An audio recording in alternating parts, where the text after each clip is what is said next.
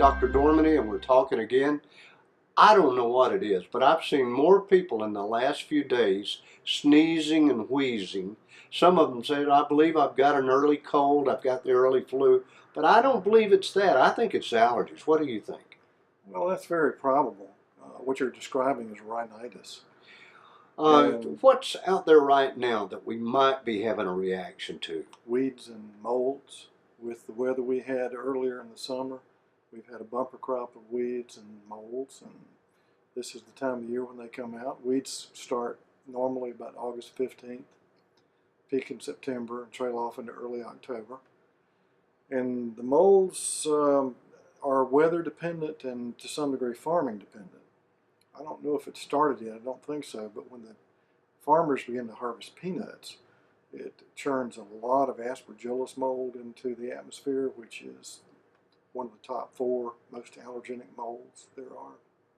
So when they turn that land over and turn those peanuts up, they release that mold out of the soil. That dust is just about pure aspergillus. So if you're driving down the road and they're doing that, that's why some people have a sneezing, wheezing kind of attack from that. Sure. I never thought about that, but it's pretty dramatic, isn't it? It can be. With test, and you test most of your patients. I'm under the impression that you test a lot of people, and you've studied, effects of things that people are really allergic to. Is that beneficial in narrowing stuff down rather than taking like a shotgun approach to it? Well, it is in the sense that for the treatment of allergies that are respiratory allergies, you basically have 3 treatment options. One is to avoid or reduce exposure, and you have to know what you're allergic to, and it has to be avoidable for that option to have any merit. The second is taking medications, which isn't so reliant on knowing what you're allergic to. And then the third is immunotherapy, which is the only treatment available that alters the condition and reduces the frequency of the complications and reduces the use of medication and improves things overall. Can over-the-counter self-treatment, can that become a problem too? Can you quite literally use that stuff too much and really make the condition worse? Some medications, especially the over-the-counter decongestant nasal sprays and the clear eyes type stuff, can exacerbate the problem.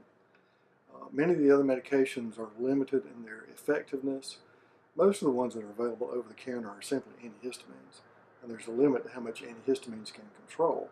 Plus, medications, all medications, whether it's prescription or the ones over the counter, have the inherent disadvantage that they do not change the condition. They simply reduce the intensity of the symptoms in proportion to how they work and the doses that they take. And of course, any medication can be overdosed and side effects can occur, and people are sensitive in different ways to medications.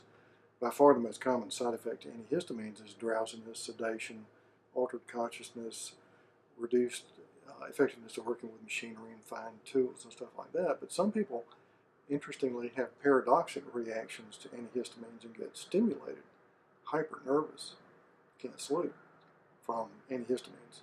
Now, decongestants often cause stimulant side effects. Things like phenylephrine and pseudoephedrine often cause stimulant side effects, but it can, again, occasionally you run into somebody with paradoxic side effects.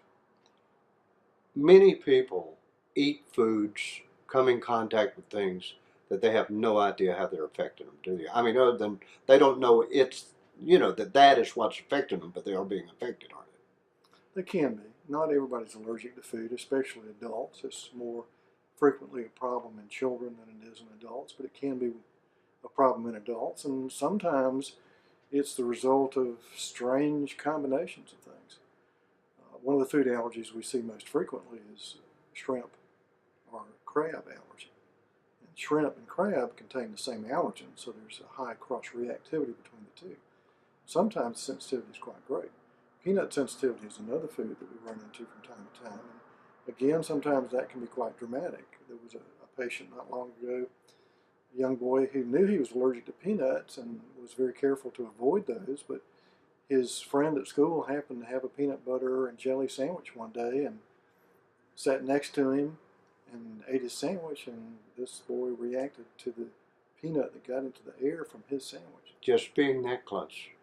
The human body is a very sensitive instrument. Can be. Can be. Doc, how do they get in touch with you? Oh, just call the office at 382-3720. And I understand you can get them in just as quick as possible so you can get them feeling better. We're sensitive to people's time and try to get to them as quickly as possible. Listen, thank you a whole bunch. You're located Thank on you. Love Avenue, aren't you? Yeah, in the old Coca-Cola building. Come see Dr. Dorman. He'll make you feel better. Thank you so much, Doc.